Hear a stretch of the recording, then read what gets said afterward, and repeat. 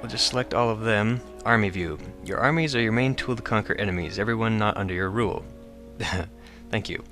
To move an army, select it and right-click the target province. Your armies are composed of samurai cavalry and Ashigaru infantry. Each unit you recruit will be composed of a combination of both. When you gain access to muskets, your Ashigaru fire value will increase. Your cavalry and infantry are divided into groups led by the character that owns them. This can be you or your personal retinue, a local lord for your levies, or a Ronin commander for Ronin retinues that you have recruited. These groups cannot be split into subsections. If you wish to split these units, you must move entire groups. The power of your unit is its strength, measured in the number of soldiers and their morale, represented by the green bar, which is pretty low right now actually, but it will go up. A unit will lose both strength and morale when it goes into combat. When morale reaches 0, the unit will retreat. When the unit's strength reaches 0, it will be destroyed. Morale is recovered by resting out of combat, while strength is regained through reinforcements.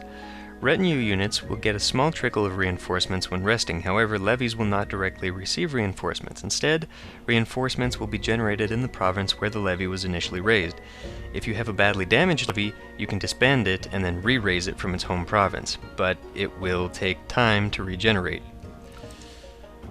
So, okay, we'll take all 4 of them and we'll just move them to Kazuno. And that should go pretty quick.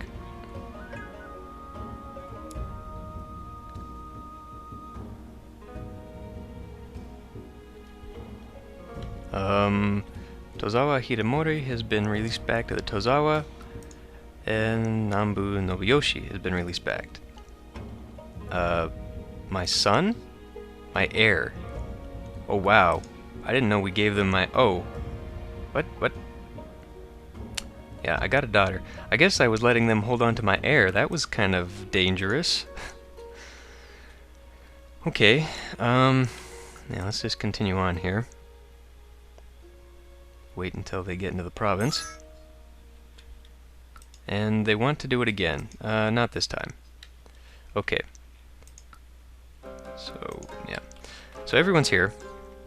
Got 5,000 troops, and if you click on them, you're only going to select one unit at a time. So you need to select all of them. And there's no leader of the Kunohe? Okay.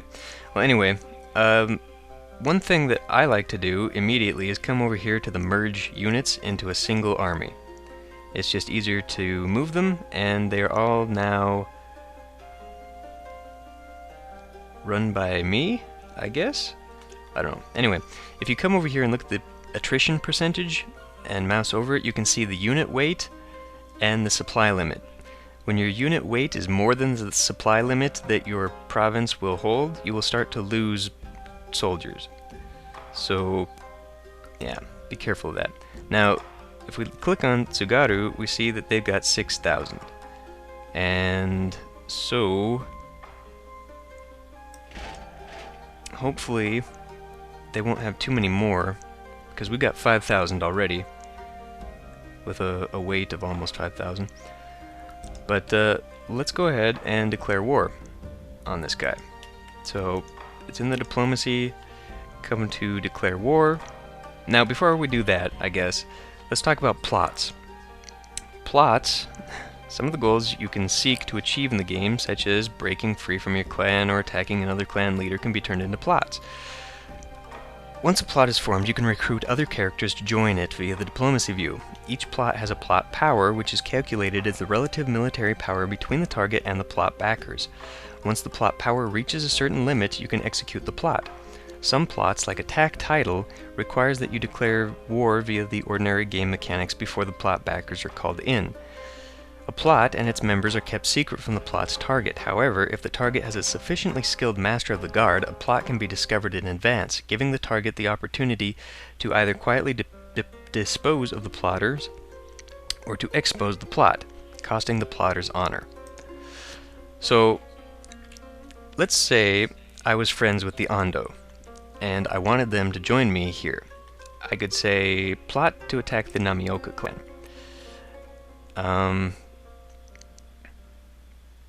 Alright, so that would bring that up, and this is the military power that I need. Now, it should tell me if I can actually do it. Namioki, what? Hold on a minute here. Oh, that's who it's against. Okay. Right. But my advisor should be able to tell me whether or not it'll actually work, but we can start it. And let's go ahead and cancel it real quick. But basically, we could, if we met the conditions here, which,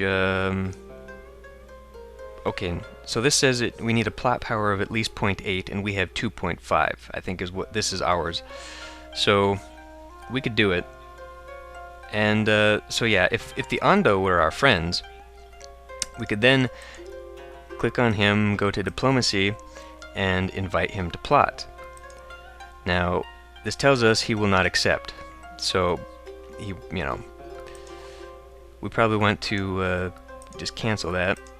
But it's a good way to attack bigger clans like the Uesugi, who are becoming a huge problem down here. But we don't need to do that right now. So let's just go ahead and... We've already declared war on him, right? We are at war. Let's check our diplomacy. No, we are not at war yet. So let's do that. And declare war. Alright. War. You are at war. This means that a state of conflict exists between your clan and the enemy clan. Wars in Sengoku are straightforward, as they are based on the principle that might makes right. Once you take a province, it belongs to you. This simplifies peace negotiations, as all you can agree to is an admission of defeat, a submission to become a vassal, or a white peace, which ends the conflict as it stands at the moment. So basically, like, just say, you know what, let's just stop it right here, everything we've got, keep. So, declared war on them, and now it is time to go to war. Now, we're lucky here because if you look down there, it says this province is 44% plains, which means that it's going to be a lot easier to attack than a province that would be mountainous, for example. So yeah, we'll just click and go there, and watch our troops come over.